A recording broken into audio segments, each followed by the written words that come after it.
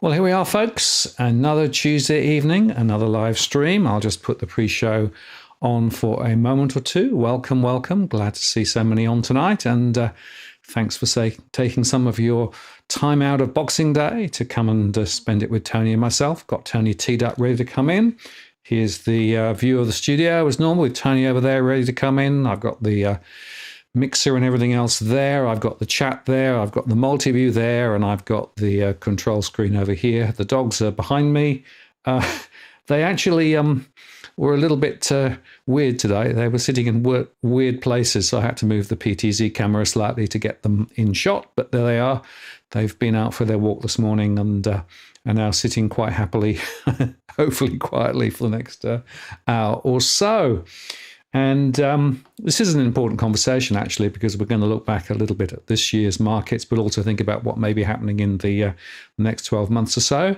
And, of course, Tony, in his inimitable style, will be giving a presentation, and then we'll take some questions.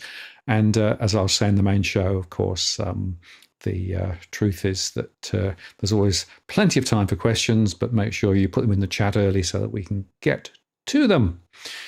Right, I'm going to take the pre-show off.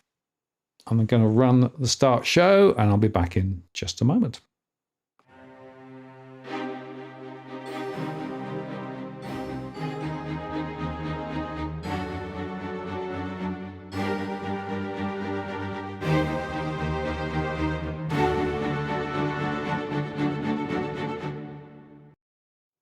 Well, good evening and welcome to this live stream on the 26th of December 2023. It's Martin North here from Digital Finance Analytics. Great to have you on the show tonight. And I have Tony Locantro teed up and ready to come in just a second. Just before I do that, I will just remind you, of course, as always, that we're not providing financial or legal advice. So it's a general conversation only this evening. We do moderate the chat, so please play nice. This is as of the 26th of December 23 if you're watching in replay. If you'd like to ask a question, and questions are very much encouraged, use @WalkTheWorld to make sure that I see them. It goes into a separate queue. and that means that gets to my attention. I've also enabled Super Chat, which means that you can get your question to the top of the list or indeed make a contribution to what we do around here. Always greatly appreciated. And we do this not because of any profit motive, but because we think there's a really important conversation to have. Anyway, with that introduction out of the way, I'm going to push this button and hopefully Tony will appear and join us. Tony, how are you doing? Oh, very, very good, Martin. And again, thanks for everyone for showing up on Boxing Day. Hopefully everyone's had a safe Christmas. No one's been charged with drink driving or gotten into a fracas. Maybe a little bit of a fracas in the chat room. Everyone will play nice, but yeah, I'm doing well, and I'm going to go into 2024 with a lot of enthusiasm and hope after two tough years for me. But I guess it depends on where you are in the economic cycle as to how you're positioned for next year. But thank God this one's almost over. It's been a shocker on a number of fronts, and looking forward to get stuck into it, Martin, and hopefully provide some insights where some money perhaps can be made and or protected, because I think protecting capital is going to be a key theme. And it's interesting, Tony, because I've had a number of questions beforehand. And pretty much to a question, they were all about asset protection. It was all about, given the advanced uncertainty that we've got currently, where are things likely to play out? And here's just a quick reminder. This is the 500 in the US, and you can see that basically in the last 2 years we've gone nowhere, right? So the peak of 2022. We're pretty much back now to the same level again. And so it begs the question, are we going to go more of the same? And I guess, Tony, from an asset valuation point of view, a lot of assets seem to be quite overvalued relative to perhaps fundamentals. So that might also suggest that there are some risks around, but also, of course, opportunities if you know where to look. So this is why it's so confusing. Absolutely. And we've seen, I'll present some slides which show just how irrational things have become. Once you're in a bit of an uptrend, I guess those think that these things can go on forever. And that's the time when it only takes a small break and all bets are off, because generally there's no friends when it comes to money. As I keep saying, if you're going to panic first. And I just think we're in for tumultuous times. And if you look back over history, that even though they're talking about rate cuts in the US, that is the time when markets actually start to fall. So I'd treat rate cuts with a lot of trepidation. Indices, markets this year have defied all expectations. I mean, they're up about 20%. S&P's 1% off its high from January 2022. And interestingly, the Russell index of small caps has turned around a bit and is up 15.8% for the year thus far. So I'm hoping for a bit of a turnaround in small caps, a return to fundamentals, and that there's always a chance that we might move into a fadless market. And by a fadless market, I mean where there's no speculative further. Markets always are driven by fear, greed, and stupidity, but I think FOMO might disappear, everyone might be more cautious, and we can just get back to bloody fundamentals, fundamental value takeovers, corporate activity. Let's get back to some form of normality, because this year has just been the year of M&A.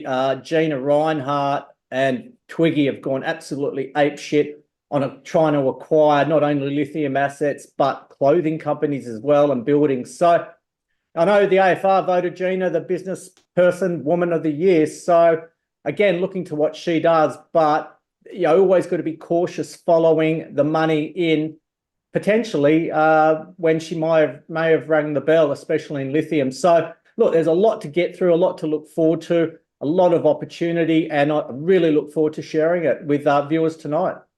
Excellent, Tony. Well, we'll get you to set yourself up ready to go, share your screen again, and we can then get started. I will remind you that Douglas Adams had a wonderful line in The Hitchhiker's Guide to the Galaxy as the infinite improbability drive was turned down. And at one point, he basically said, normality has been restored. anything else now is your own problem, right? And I can't help feeling that I'm not Oh, I sure that love it. normality's yet been restored, right? We've had this huge flood of stimulus money post-COVID, very low interest rates. So the money supply went through the roof. That created a bunch of inflation. Inflation is sort of coming down, but it's coming down a bit sort of wobbly, and particularly services inflation is still quite strong. A lot of people are saying that the last mile between where inflation is and where it needs to get to meet those targets are actually going to be quite difficult. And meanwhile, of course, the markets are, as you say, banking on significant rate cuts through 2024, despite the fact that central bankers are now walking back that a little bit and saying, oh, maybe not too many. So I don't know what normal is anymore, Tony. I don't know whether you do, but it's an interesting question. Yeah, a normal market for me. So anyway, without any further ado, so here's my slideshow. Christmas cracker indeed. So that was our dinner last night. As everyone knows, I'm a carnivore, so we went ape shit on the lamb cutlets, scallops, and some prawns. So that's how a simple celebration. No retail therapy for me. I've curbed my addiction to sugar and spending money on useless things. Unfortunately, 90% of my wardrobe has gone to charity. Actually, I was walking back from the gym and I saw an elderly man wearing what I believe to be one of my shirts. So yeah, I've had to find some bargains around and move on. So that's the all-important disclaimer. I'm going to be making some forward-looking statements. I'm going to present what I believe to be the highest quality companies of my stable. And just remember, I'm not making personal advice. You need to seek your own advice and your risk tolerance, because I know that the last 2 years, I can only describe it as being shithouse. Maybe personally, I've picked up in 2023. I think that's the underlying theme of what Australians are going through and what's certainly in store. And that's really sad. We hear a lot of talking about cost of living pressures, the cost to feed a family, levels of shoplifting near all-time highs. They're targeting meat and razor blades and ram raids to get tobacco that can be easily on-sold. But with mortgage rates, with some families coming off 1.99% straight up to 6% with a bullet, spending's going to decline. And I know they create a lot of fervour around how the shops are full, but I think certainly this year maybe families are starting to pare it back. And in my household, we will celebrate, but there's no stupid expenditure now. You just got to be careful with how you spend. And I think I've stolen some slides off you, Martin. I hope you don't mind.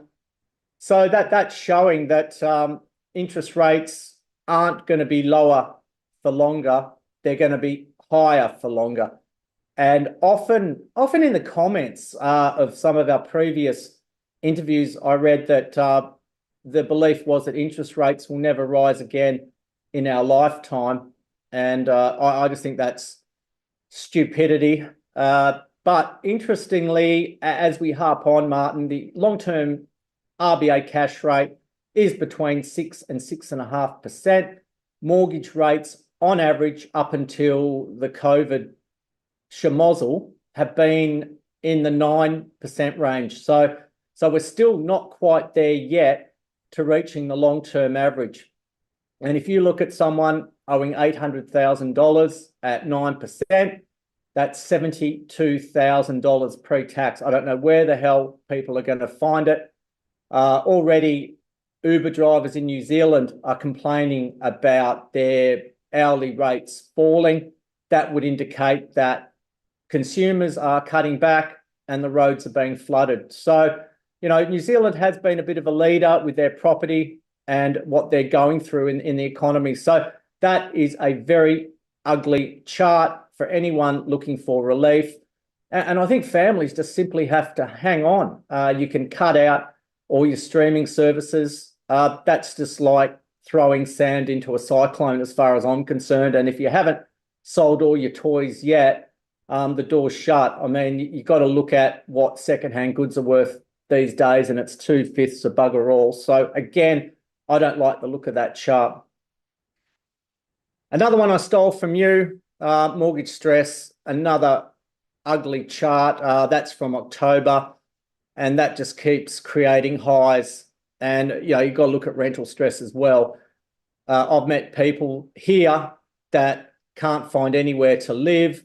You're looking at laws around pets, but I guess it's all in favour of the landlord these days. They can decide who gets the house, people forcing to bid over. And this rental crisis has gone on. And especially in Perth, we see car parks in quite affluent areas where they're turning into mini tent cities. And that's just sad. And again, I feel as though it's only going to get worse as per that interest rate chart. Another one, those numbers are beyond scary now. I look at WA, look at the rental stress, you look at the mortgage stress up around 50%. Again, families hanging on for grim death. Do they start to talk to their banks, try and get a deal done? Or do they simply put their hands up and give up and maybe sell when there's a chance of copping some loss? But again, they're going to owe the bank that money, and they can give some grace, but I just don't think that the longer you put it off, it's typical head in the sand. And I think families should now be getting used to what we're going through. And interestingly, school fees at private schools in Perth now, many of the top schools, it's over $30,000 per child for year 11 and year 12, and they're going up at about the rate of inflation. So I guess the next stage we'll see kids being tugged from private schools, and I don't see an issue with the public system because, as you know, guys, during a property boom, it doesn't matter which shitty location, there's always a good school. That's like the funnel. Another one I stole from you, man. I just think that, yeah, a lot of us are going through budget pressures. My income from what I do, which is financial advising, has certainly taken a hit. Sadly, I've cancelled our trip to Hungary. I've asked booking.com for a refund on my business class fares. Again, it just shows you when things are going well or better than where they are now, you're in a different mindset. And I'm thinking, well, I was going to have the extra leg room, proper cutlery, and enjoy my first alcoholic drink in over a year, but that's no longer.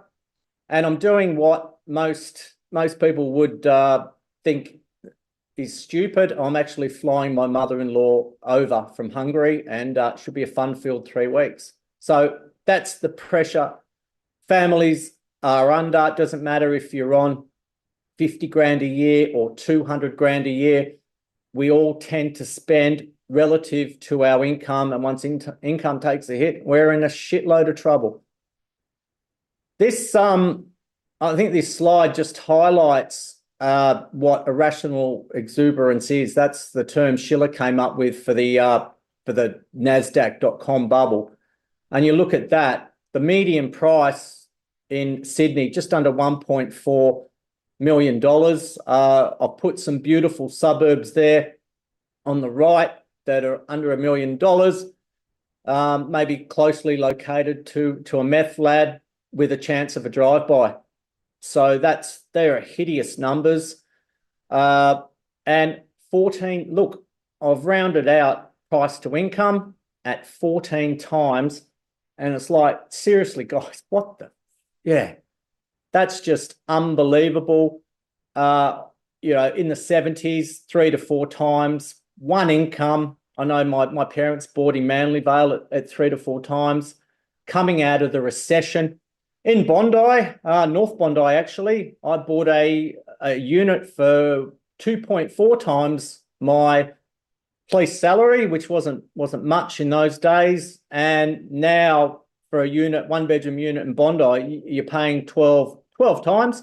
And what do we have? We have deconstructed Vegemite sandwiches, and we have the beachfront with a Chemist Warehouse. So again, you've got to look at long-term ranges.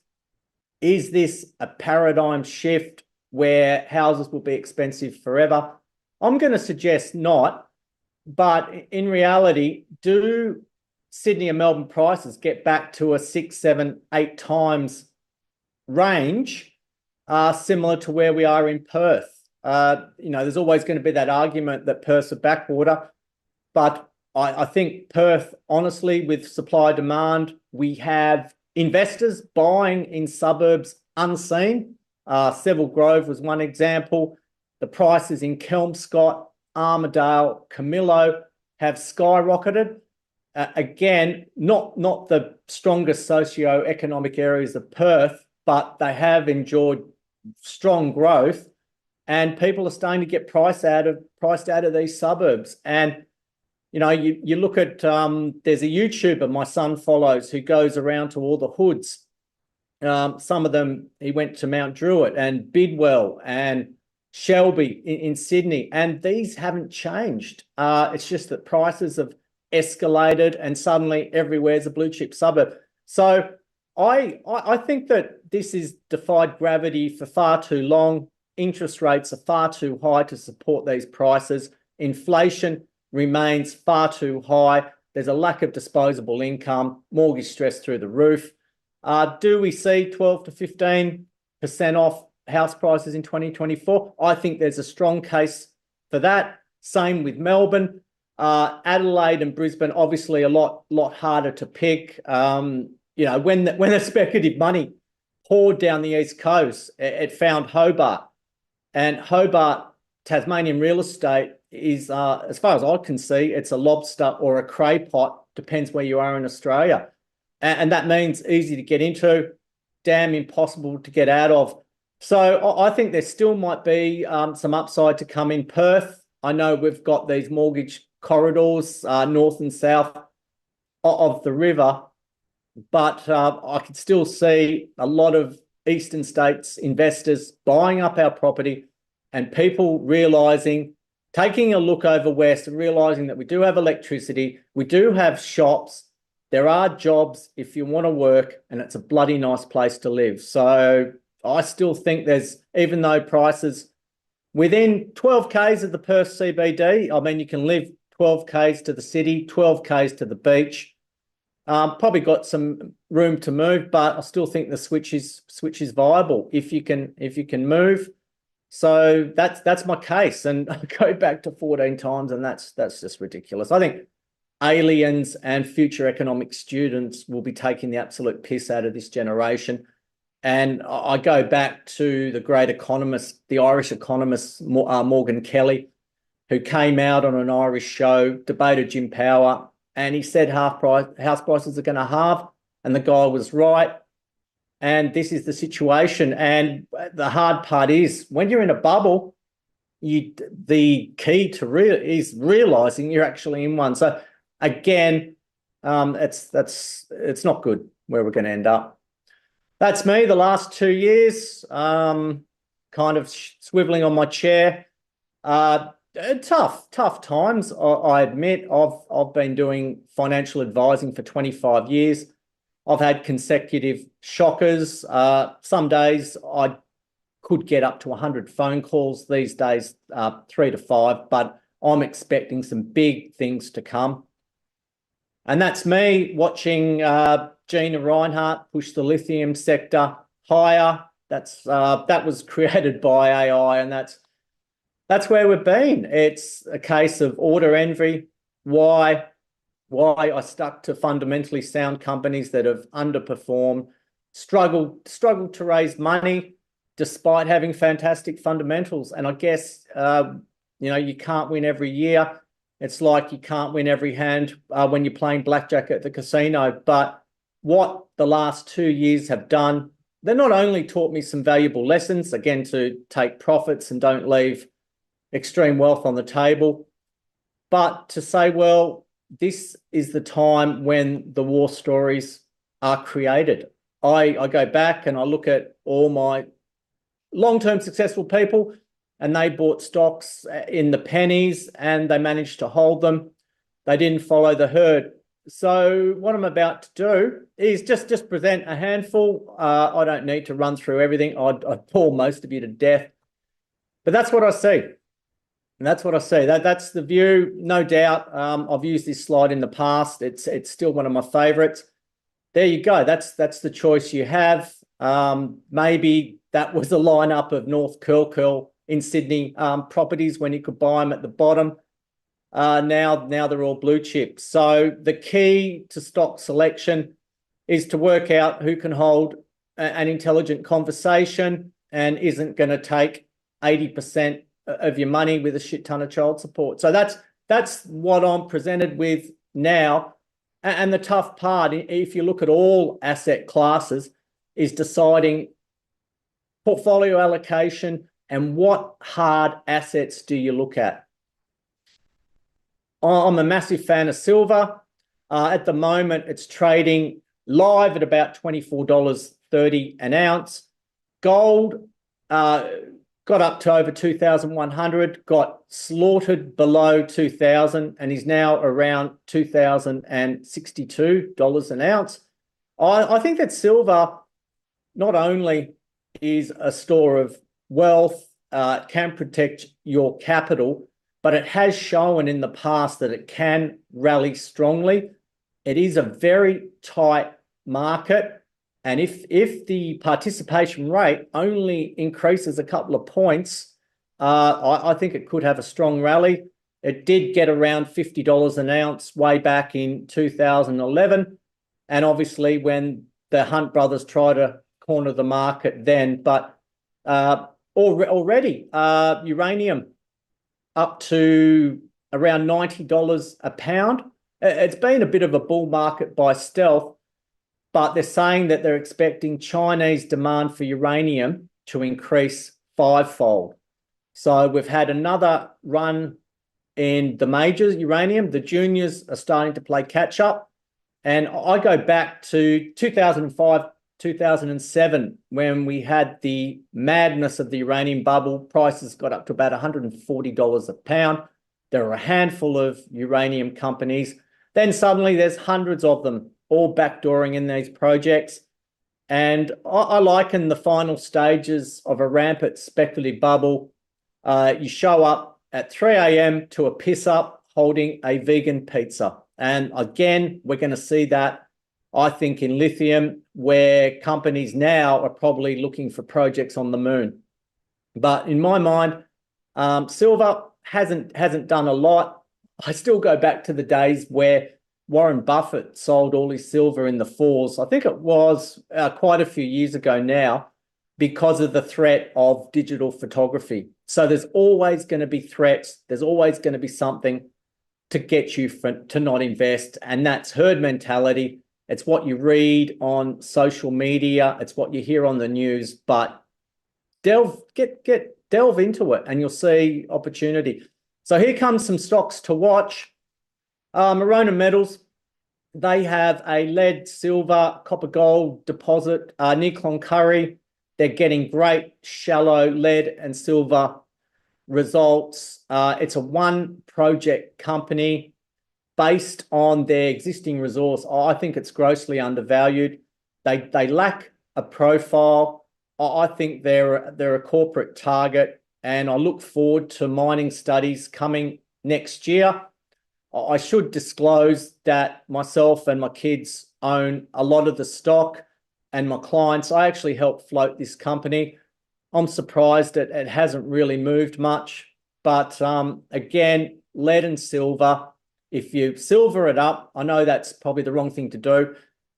It's either about 400 million ounces of silver, and you can buy it for 30 million, you can buy the whole company for $30 million, or it's about a 4 million ounce gold resource, again, gold equivalent.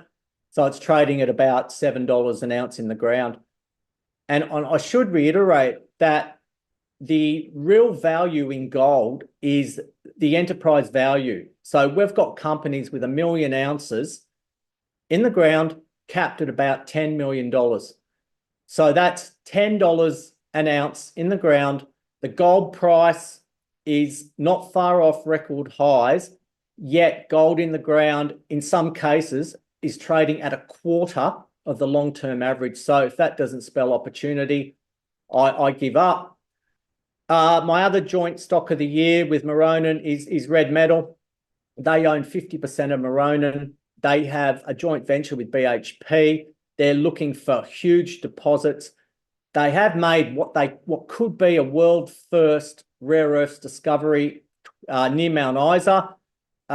Similar leaching potential to the giant uranium mines, and we'll be sweating on those results. So this is a great all-round company. It's been listed for 20 years. Rob Rutherford's run it. I know I talk about this ad infinitum, but they're due for a break. And what he's done is kept the share structure below 300 million shares. A lot of companies would issue that over a cup of coffee. And the point is, they want to become a small company with a big share price. Saturn Metals, this company has 1.84 million ounces in WA. The market cap is far too low. Unfortunately, the share price has moved. And why this stock is cheap, it's got a similar investment theme or similar shareholders to Red Metal and Maronan.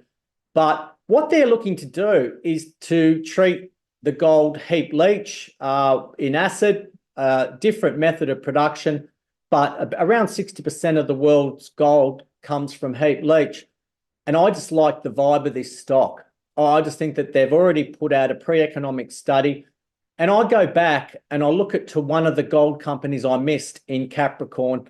CMM is the code. Pull up a chart of that one. They started with a low-grade deposit, then they moved on. So I see, look, high risk.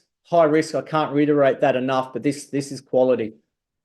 For those looking at a junior resource company investment vehicle, LSX is listed. So they're trading around 41, 42 cents, and their NTA is in the 60s. And I should make it perfectly clear that listed investment companies always trade at a discount, and the breakup value of their investments is higher.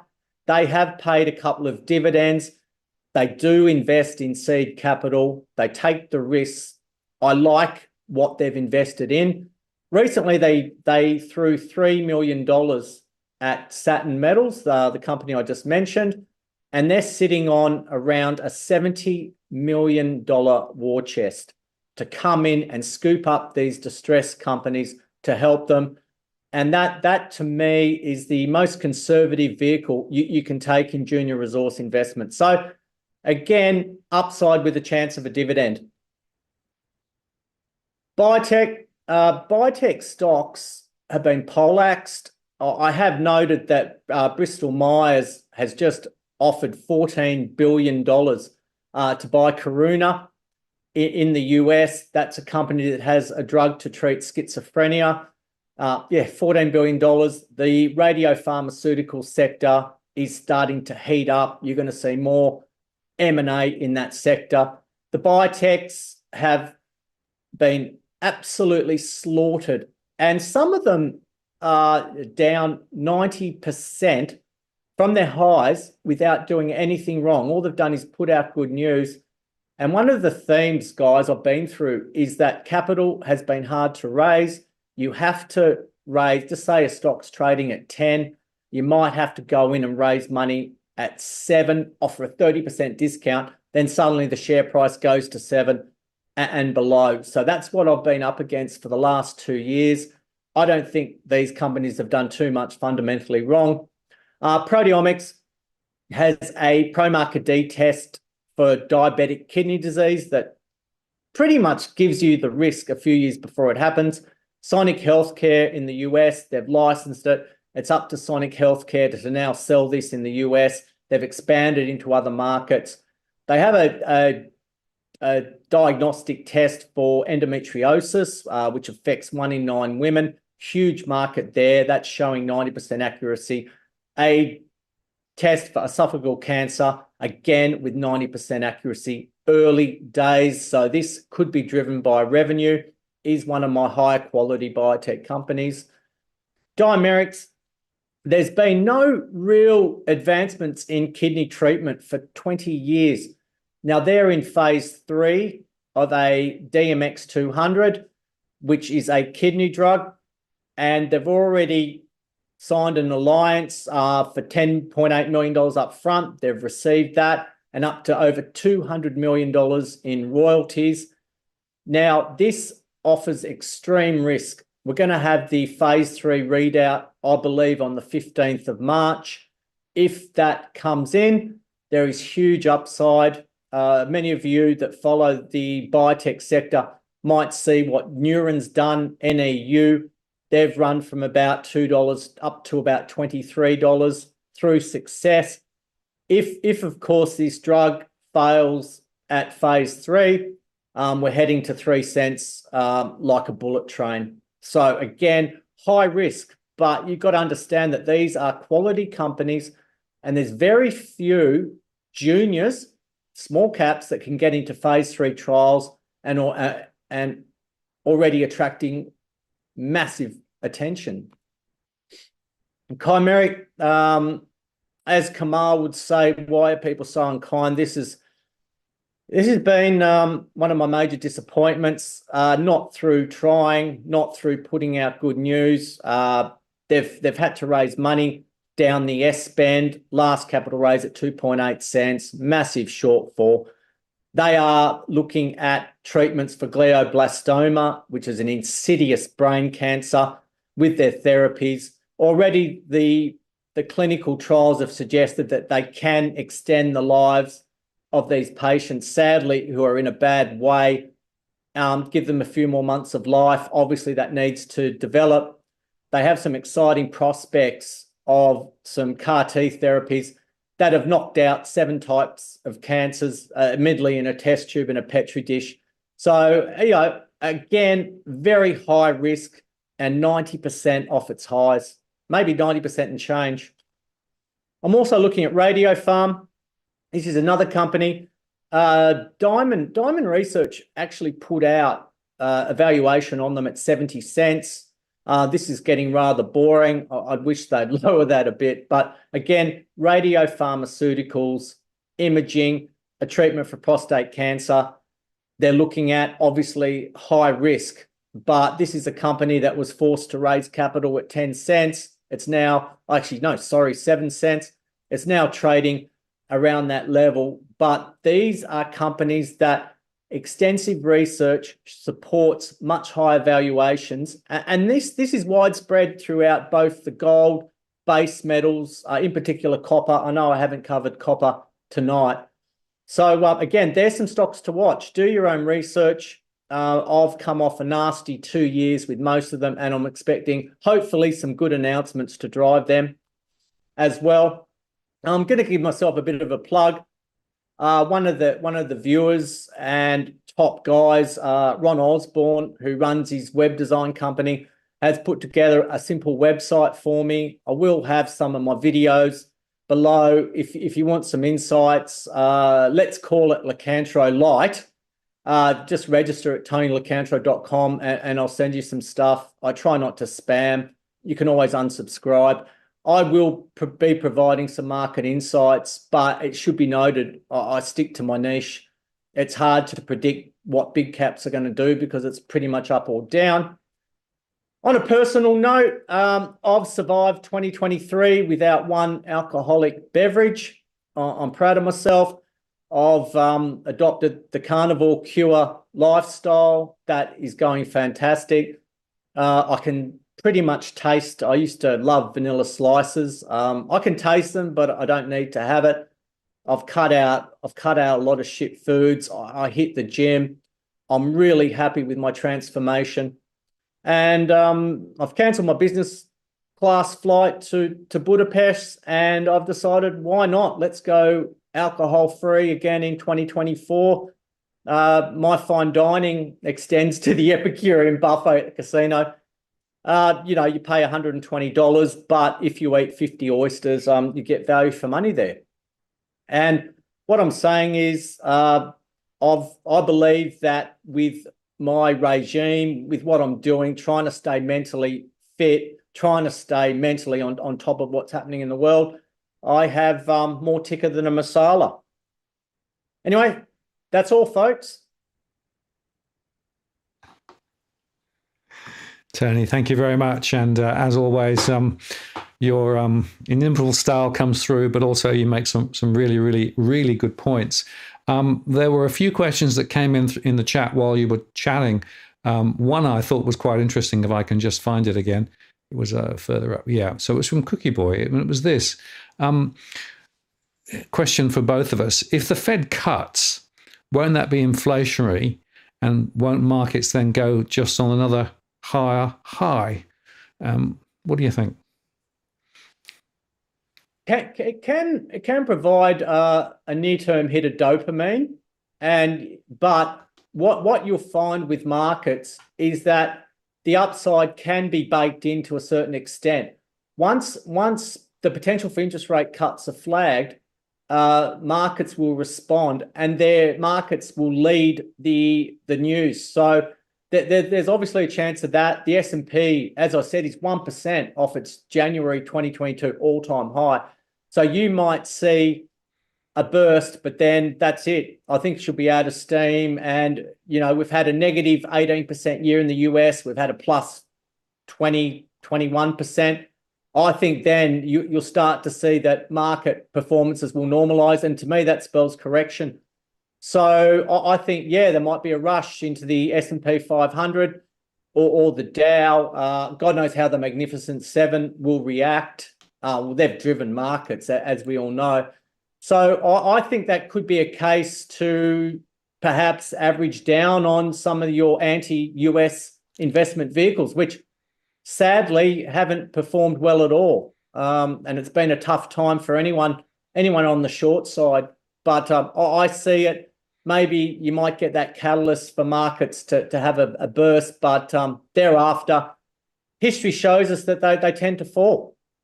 So I'm just saying this might be the buying opportunity for asset classes that bet against the US. Yeah, and there's a couple of interesting observations there. The first is you're dead right. The markets, of course, position ahead of any cuts. Or any, if rates come down, they've already taken a position ahead of that.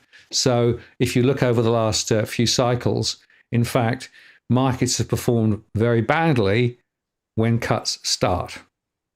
Now, there are, of course, a risk of inflationary pressures also created from that.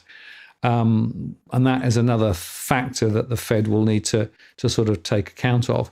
But I am not as convinced as some that we are actually in for another significant wheel up in terms of stock prices. Because if you look at fundamental value, even if you look at fundamental value in the Magnificent Seven, it's really pretty extreme at the moment. And of course, markets are tending to trend value based on expectations of earnings ahead.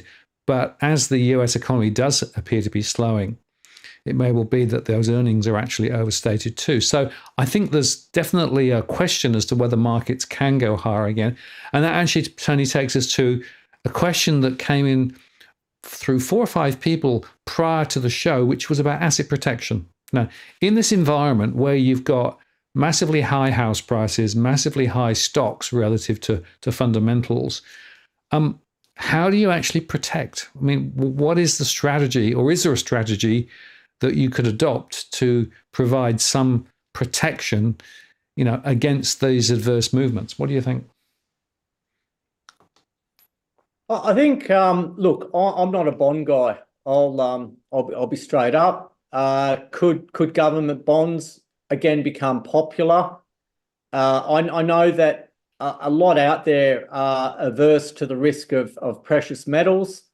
You can find ways to invest in precious metals. As I've said, since the 1970s, they've actually maintain some form of purchasing power.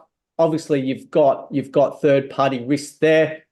For those more risks, so you look at bonds, basically with property prices, again, I know we've got the spruikers saying they're going to be high forever. It's like when Irving Fisher said in 1929 that stocks had reached a permanently high plateau. And I think, again, that's what we're looking at. So I know we've all got to find somewhere to live, but that really, with the rental crisis, that makes that a lot harder. So you look at bonds, term deposits, again, you have to be careful, obviously, of third-party risk and the level of protection that the government provides. Would I look towards the blue chip stocks? I think they've performed well. The banks here, the major resource companies have held up well. Again, you can maybe look at some ETFs, conservatively look at some ETFs. We do have ETFs in Australia that bet for the market and against the market and can provide a broad mix of companies. There's now some ETFs, I think BetterShares now have zero fee ETFs, and it's very cost effective. But again, when markets head in one direction, you do tend to have these being as crowded places.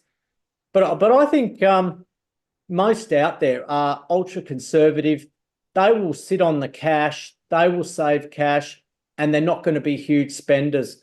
So my strategy is obviously in tune with my level of risk, which says that some of these small companies with big potential are trading like beachfront properties in Sydney back in the 90s. So you've got bonds, you've got a mixture of cash. Do you look at emerging markets? Again, tough going. I hear at conferences that Vietnam and Indonesia are going to be the next powerhouse economies. Do you allocate some money to them? Do you believe that India can overcome its superstitions and become a powerhouse? Again, a much higher level of risk, but I don't like the risk reward of the ASX 200 at the moment. I don't like the risk reward of the Dow, S&P and the NASDAQ. So there are mechanisms to do that. Or you can just simply go for yield. You can buy high yielding companies, but there's been generally no greater wealth destruction than in the hunt for yield. But again, you've got to be cognizant that asset prices are going to fall, and you might find yourself averaging down for a few years until things turn around. But I just think this phenomenon of massively overhyped and overpriced markets, it can start to head towards the norm. And unfortunately, as I've witnessed in my sector for 2 years, it can overshoot to the downside. And once sentiment's against it, it's hard to get out of it, Martin. So, yeah, there's some strategies. I think that individuals should get some advice. I know a lot of viewers have been around for quite some time and they've built up wealth. There are ways to protect it, I guess, with using limited leverage. And that's what some of these ETFs can provide. And again, do your research into it. Do I look at any other art classes? Do I look towards crypto? Obviously, Bitcoin has performed. The rest of that sector, no one talks about it anymore. I know Richard Hart's in a world of pain over what he's done. I need to watch his documentary because, you know, what every bubble does is bring out gurus and people that are going to change the world, and a lot, sadly, were the 13th man on the deal team. So that's I think a lot of viewers, will stick to the conservative methods. They will have some cash, which obviously for savers and retirees is starting to perform with high rates. But again, the bond market has been blowing up and might be worth revisiting. So anyway, that's the more conservative strategy. For me, I'll sit on my precious metals. I will look at my companies that will hopefully just put out good news, do their bloody job and get re-rated. I'm hoping for a swathe of M&As in the mining and biotech sector. So I think exciting times, and probably fundamental investors' turn to shine when other markets have just been driven by money laundering, FOMO, and lax controls. Thank you, Tony. And it was an interesting question. Jump for Joy asked this question a little while ago, and thanks for the super chat. Looking to start accumulating one of the bear hedge funds for protection, BBUZ or BBOZ? Does Tony have a preference, one over the other, and if so, why? Well, I think so it's BBUS and BBOZ. So they're better shares products. I should reiterate, I have no commercial agreement with them. The BBUS has come down from about $13. It's now trading around $7. They did pay a distribution a couple of years ago. Do you really look to bet against which country cuts rates first? Is that going to be the US? I certainly would rather, rightly or wrongly, I'd bet against the US first. We can't discount the potential for Australia to become a bit of a safe haven, Martin. And can Australian price earnings ratios enjoy an expansion that has happened in the US? I know it's hard to see a bubble when you're not in one, but for mine, the BBUS could pay off. And if you're looking for the ASX 200 to decline, you can also look at that. There is a extremely highly leveraged product out there. This is for only those that like living in the fast lane, and that's SNAS. The code is Sierra November Alpha Sierra, and that bets against the Nasdaq, and that is very volatile. It's probably a trading counter if you're keen to sell it when the Nasdaq goes through its correction, and buy it back when the Nasdaq's on a bit of a tear. But those products out there, they're not for everyone. But again, do some research, get into them. I know my clients have used them, some very successfully to trade those ranges. But who forecast US markets up over 20% with what's going on in the world? Well, that's right, which is why we said a little while ago that the markets are relatively fully valued, I think, and therefore you've got to sort of be a little bit coy and careful at the moment. One of the other observations, of course, is that over recent times, the reversal that we saw really happened in October, November, December. So, this is a relatively compressed time frame, and it was all very much to do with what the Fed said with regard to interest rates and all of those things. So you wonder how much it's really based on hopium rather than reality. And I still am of the view that there's a lot of hopium out there, and there's a lot of market dynamics. And by the way, of course, a lot of the market participants make money on every trade. So actually they want more trading. So that's another thing to bear in mind. And yet, of course, you can, if you look at things like term deposits, I know they're boring, they're reasonable rates at the moment. Although I will argue that probably in Australia, they probably peaked and may come down a little ahead, but who knows?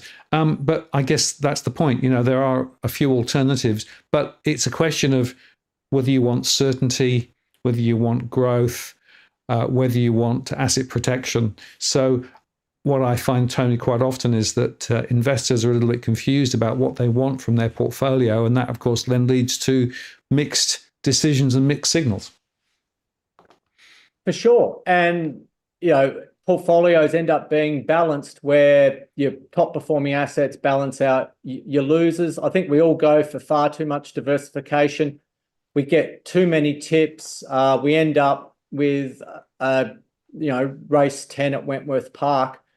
And I think that that I'm probably not the right person to talk about more conservative measures, because I'm a speculator and my clients are speculators. But at least we've got a grasp on what's happening in the world, where markets are.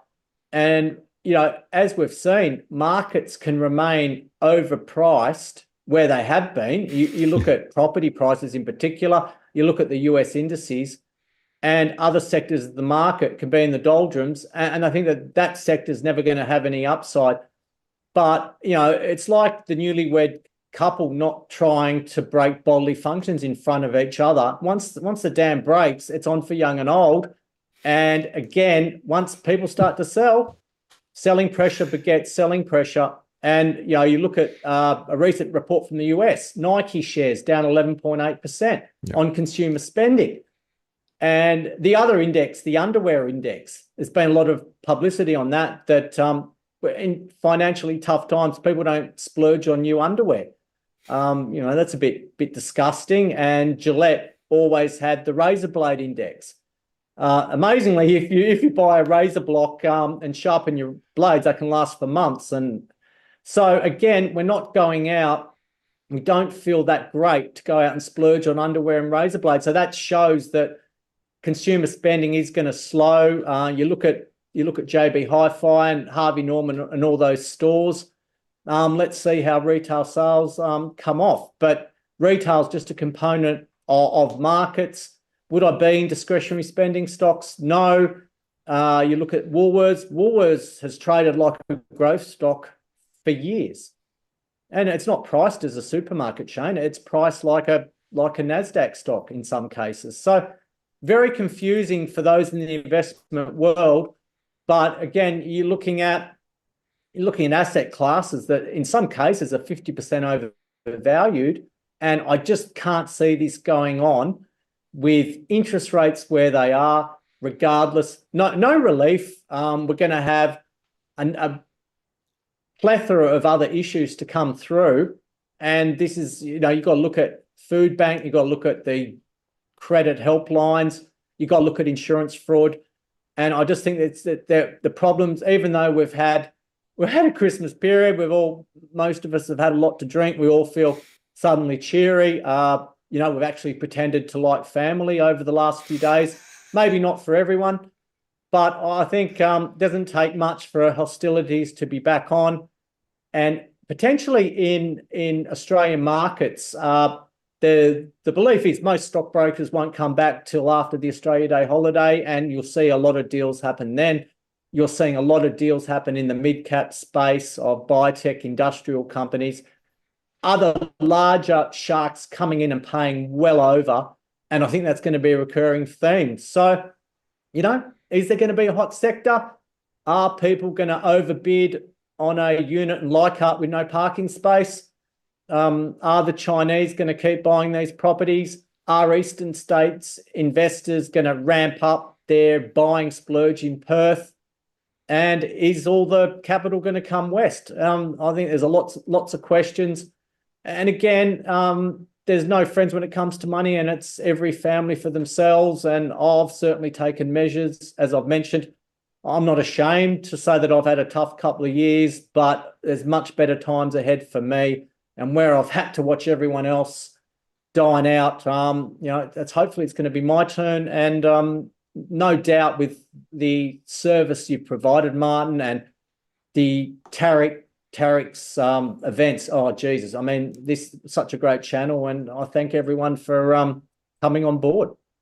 Well, Tony, I appreciate your thoughts and your presentation, and it'll be a really interesting year. I think who knows how it's going to play out. There are clearly risks out there, and depending on your risk appetite, whether you're a speculator, a trader versus somebody looking for long-term protection, you're going to have different strategies and different ideas about where to go. But I guess the message from tonight's show is, if you thought 2023 was a crazy year, there's there's no chance that 2024 won't have some surprises. It could be upside surprises, could be downside surprises. So I guess what it says is you need to watch the signs, and hopefully we'll be able to continue on this channel to share some of the thoughts and opinions from a range of people who are in the know as to what's going on. And I look forward to having you back in the new year and tracking how 2024 goes. I actually think that the idea of spreading the risks across the market and, putting your toes into the more speculative end of the market, providing you know that there's risk, of course, if you go wrong, but if you could get upside, that's great. But probably you wouldn't put all of your savings all into that speculative end. On the other hand, if you just go just on term deposits, well, maybe a little more secure, but then maybe the returns could be more secure but lower. And that's the trade-off that people have to make when they try and build a portfolio. And that's why people need to get specific financial advice, which of course we can't give on the channel. No. And I think the other advantage is get your kids educated, get them started into it. This is the time where you can teach them about what's going on in the world. You can teach them discipline. Even for a start, I know it's probably not that popular. Get them on the Raise app, where part of their money gets invested. They see small growth in investments, and it can round up their passive purchases, and suddenly they're starting to build a nest egg, and they can see it all on an app. Just simple measures like that. Get them involved in the stock market, even if you buy ETFs or blue chip shares. I just think this generation, unless property prices halve, quick, smart, are going to struggle to buy any houses or anywhere to live, basically, when interest rates are high and their level that they can borrow has been greatly reduced. So yeah, get the young people involved, work out how you can raise some money somehow. Exactly. I just think, it's the financial world goes on. There's going to be bad years, but when the good years come, squirrel some away, and horses for courses. Everyone's got their own strategy, and spot on. Well, Tony, I want to say thank you very much. We'll pull the show to a close now. I think I ran a live show yesterday with Edwin, which went on a bit, and we've got more than 1,000 views so far, so that's great. Thank you all for those who are been watching the show. Please like and subscribe. I've put Tony Locantro's URL in the show notes as well, so you can go across and sign up over there to get Tony's thoughts. And let's pick up again down the track, Tony. Look forward to that as we go into 2024. And I want to say thank you very much for taking some of your Boxing Day to come and chat to us here. Any last thoughts before we sign off? I've mashed up a saying. It's only in the strongest sunlight that we all realise that we truly suck at cleaning windows. Tony Locantro signing off. Brilliant, Tony. That's a wonderful way to start. Thank you very much. I'm going to take you offline now, and I'll just close the show. We'll see you down the track, and have a good 2024. Thanks, Tony. Thanks, Martin. Thanks, viewers. Okay, so there we are, folks. Hope you enjoyed that, and great to have Tony on again. Always worth listening to him, and he always shares from the heart, which is great. Just to say that next Tuesday we'll be on again, and I'll be back on with Damien Classon. He'll be reviewing again 2023, but also thinking about 2024 from a sort of a core investment perspective. So that should be worth following. And well, the dogs are a bit all over the place, but at least Luna's there. Meteor's tucked around the corner, so I can't show her, but then there's Luna. But I want to say thank you very much for coming on 2 nights in a row, many people. And for those who missed last night with Edwin, it's there up in replay. I'll be making shows over the next few days, and obviously back next week for a live. So have a very, very good period between Christmas and New Year. Always a bit weird, but enjoy those few days, and I hope that 2024 works for all of you. And don't forget DFA, come back and spend some time with us again. We'll be here and talking about the markets as they develop, talking about housing and property and all those other things. I've got some plans also for some new guests, and also to bring a bit more content from other places, as well as continuing to focus very firmly on Australia. So this is Martin North from Digital Finance Analytics signing off, and have a good evening. We'll see you next time. Cheerio.